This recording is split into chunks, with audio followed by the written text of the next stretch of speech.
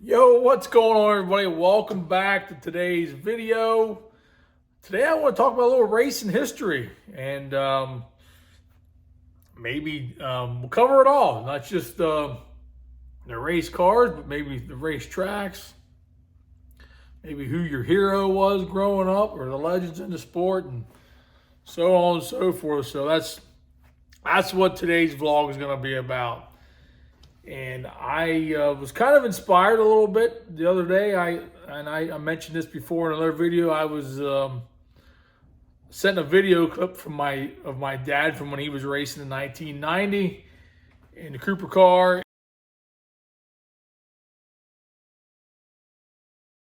April 8th, Williams Grove. The heavy early season rain patterns seem to be favoring this Mechanicsburg Oval, as once again it hosts the only show of the weekend. There's some extra loot on the line today, with $3,500 going to the winner of the 25-lap feature. 49 sprinters packed the pits.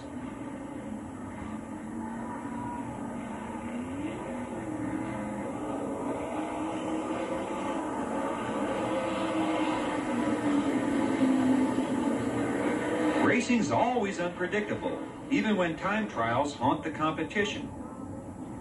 Kenny Adams blasted off the front row and opened a full straightaway lead. With only 4 laps to go, Kenny pulled to the pits with a blown engine. This opened the door for the number 25 of Daring Dan Dietrich to pass Fred Raymer for the lead on the 22nd lap, thus completing one of the most remarkable runs in PA history. Take it, Bruce. Dan, they say you just can't pass on an afternoon surface. You were scheduled to start dead last. Actually did start 23rd because we had an alternate, but what a tremendous performance. I gotta admit, I was just hoping for a good finish, and this is really something extra. I'm surprised. I'm sort of in shock a little bit here. But did you realize when you were racing with Raymer, it was for the lead? Yeah, I did. I saw Adams pulling in. I caught a glimpse of him. I took a second look. I said, "Oh shucks, there goes the leader's out," and I thought I was running third. April 13th. And then after I saw that clip, and I was working, and I was thinking about things from back in the day, and then I was thinking about all the things that have changed since then. And I just kind of went down this rabbit hole, and the outcome was all this stuff from my childhood up until now, all these years of racing, and the stuff as in cars and what have you that was here then and aren't here now. So I wanted to share this with you, and by all means, add your 2 cents below. Let me know what you think about things and maybe what I'm gonna miss or don't miss, or if you've been privileged enough to be a part of any of these things. By all means, comment below. So the first thing that I think about is when it comes to the history and past, and it's race tracks. I think about not just the current tracks we have now and all the great things that have gone on there. The races at the Williams Grove and the National Opens, being there and watching my dad win at Williams Grove was pretty awesome. One night in particular that sticks out in my mind is in 1995. We used to have twin 20s at the Grove. It was like a tradition. It was really pretty cool. My dad ran second in the first 20-lapper, and the second 20-lapper, he won. He won the race. Went nonstop, and at the end of the race, he didn't even know he had the lead. He of course, we knew he won, but he didn't. But that was a cool experience, right? And a lot of cool experiences over the years. But when I think about race tracks like the Williams Grove and Lincoln and Baps, Port Royal, Williams Grove, all these tracks that are still here. And then I think about all the tracks that are no longer here, no longer used for racing for one reason or another. And so that got me thinking, how many of these tracks that I can think of off the top of my head? I didn't write anything down. It's all this is kind of off the cuff. And so here goes. Now I'm going to tell you the tracks that I raced at and tracks I didn't race at, but in no particular order. So tracks that are no longer here in this area that I've raced at or been to. Trailway Speedway, probably the most recent track that we lost. Silver Spring Speedway. Got my first career win there in 2000. It was a 358 sprint car win. So that place always had a special place in my heart, just like Trailways did. Had success there. All three of us, me, my brother, and my dad, we've all won races there. My dad won a race at Silver Spring Speedway in the 410 in the Cooper car. Some other tracks that aren't around anymore or are no longer racing as of right now. Virginia Motor Speedway, which is relatively recent. Raced there before, way down in kind of like going toward Virginia Beach on the east coast of Virginia. There's another one. But the East Windsor Speedway with my dad for an all-star show back in 95, I think it was. Maybe Dale Blaney won. I don't remember. I think he was in a 94 Hughes wheel and axle car. I'm not sure. Penn National was another one we used to go to a handful of times a year. Myself and Heather, we were just over at the Penn National Casino recently, and I tried to remember where the track was there, but I can't visualize it anymore. Some more tracks that I know that I raced at that are no longer around is Thunder Mountain Speedway, I believe is what it's called, out in western, out by Bedford. Raced there. It's no longer there. And there was a track in Clearfield. I don't remember the name of it, and it may or may not be around, but it was a small track. We raced there, and they had a big track there too. I raced on the small track, but they also had some races on the big track, but I don't remember. I think one of them's gone, one of them ain't. But there's probably more tracks that I can't think of right off the top of my head that we raced at over the years that are no longer around. I know my dad raced at Rolling Wheel Speedway in New York. That one's gone. And so that's it for racetracks. I'm sure I missed some. I'm sure there's probably plenty of people out there going to comment on tracks that Heston Speedway, I never raced there, but that was a local track that a lot of our customers went to. I actually drove by there, but never actually raced there. So there was a track. But so that does it for the racetracks. Okay, so then that got me thinking about the race teams, because iconic race teams and legendary race car drivers, it kind of goes hand in hand. And so many have retired or aren't with us anymore. The race teams are just gone, whether it be the drivers or the car owners. But so many things have changed over the years. But when I think back to my early recollection of going to the races, we'd go to the Grove on Friday nights, and it seemed like when you went to the Grove on a Friday night, everybody was there. And the Grove would have a large car count. It would always be up in the upper 30s on car count, and you'd have, like I mentioned, my dad would be driving the Cooper Motors car, or you had the Hamilton 77. You had the Apple 12 car. You had the Harz 88. You had the Brickmobile, the 461. You had the Beam car, the 88, which was driven by lots of different drivers. But probably most famous might have been Todd Schaefer.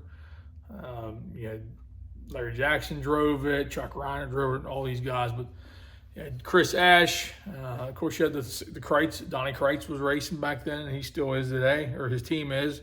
But there were so many iconic cars over the years. You had the Chesson boys racing later on, and 22 J&S car, which is back this year, so that's great to see.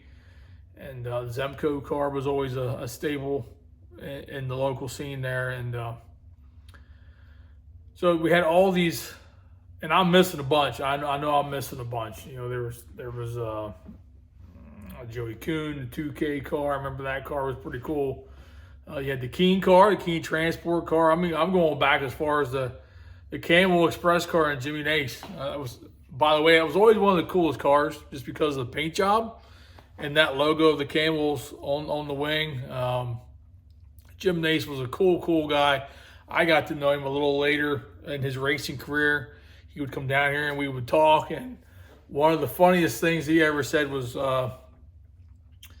we were here in the shop BSing him, my dad and myself, and I think maybe he was not racing anymore, but had people driving his car, and he said to me, he says, it's good to see somebody that can bolt a seat in their car in 15 minutes. Is all these drivers nowadays, it takes them half a day just to bolt the seat in, you know. I thought that was funny. That was appropriate for that era of race car driver. Okay, if that didn't just fit, then I don't know what did, right? Like, you know, back in them days, you know, through the late 80s, through the 90s, you know, I feel like the breed of racer, the breed of the driver was way different than it is now.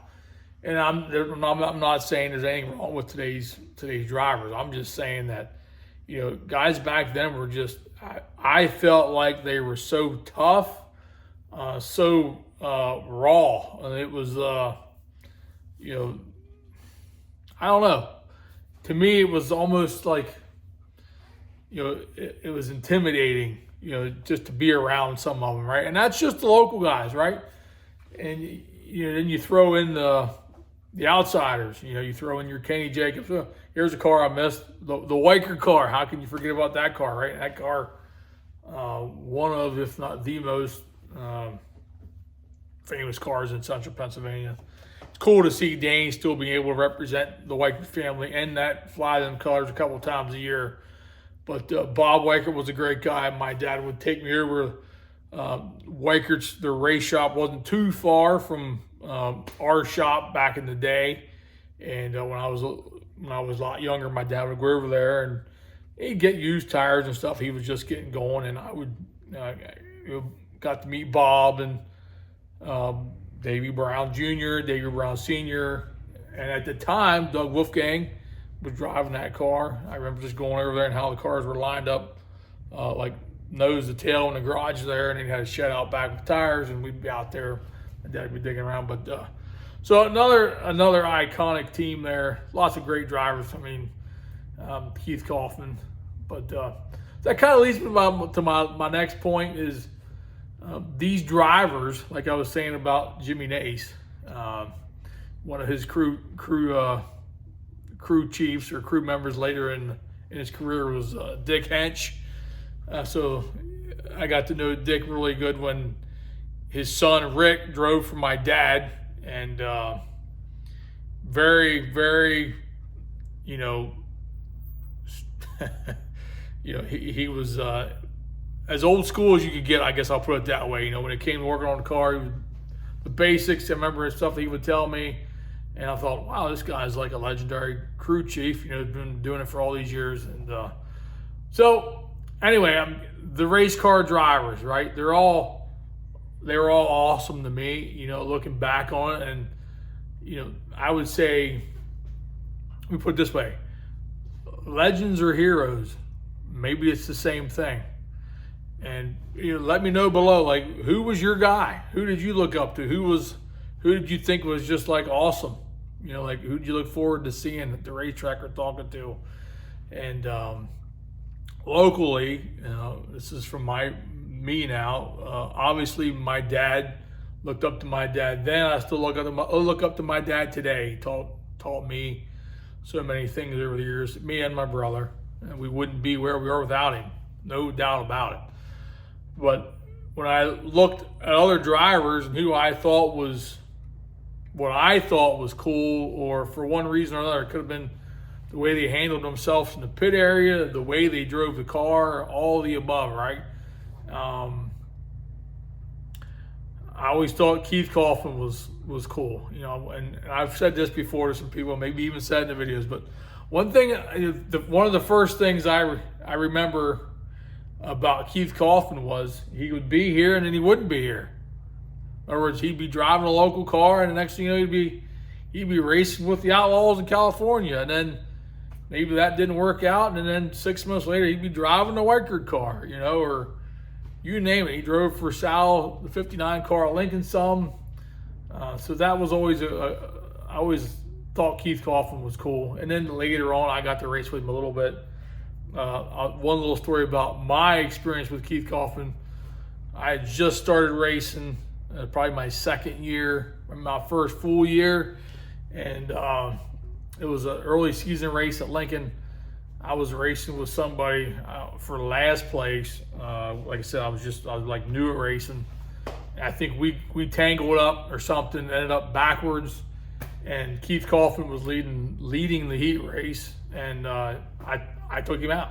I collected him when I crashed him too, and man, I felt like this big at that moment in time, and I waited and I waited and I waited, and he was driving the Middlesworth car. It might have been the first year they had the Middlesworth car. I think it was, because it had a tiny little trailer, and I went down, I apologized, and he didn't. I was prepared for, some kind of a beating or at least getting yelled at. I was like, I'm going to get out here and people are going to be pissed off and yelling at me, but they didn't. And I thought that really was another step up right there. But so locally, Keith Coughlin was a cool guy. I always thought it was just neat. You didn't know where he was, and back then you didn't have the social media to keep track of stuff, but you read it in every Auto Racing News. And there are lots of cool drivers over the years. You got to see all these guys race. Lance still racing, made that 461 really, really famous. I guess you could say Lance did. It was an iconic car before Lance got in it with other drivers like Paul Latier, and I think Joey Allen won the National Open in the 461, I think. I'm not sure, but he definitely won the National Open. But anyway, all these guys. So let me know who your guy was. Like I said earlier, comment below, right down there. Let me know. I'm curious to read. As all these names are going through my head, I'll share another cool story with it. I always thought was cool was we'd get to Port Royal a handful of times a year. So my dad would primarily run Williams Grove in Lincoln, close to home here. And then he won the Lincoln track title, I think, 2 years in a row, maybe 92, 93. So that was a pretty big deal. And, excuse me. Anyway, we'd get to Port Royal. They'd have some midweek shows back in the day. They'd have the Weichert beef night. Bob Weichert would have a beef night. They'd give away free sandwiches.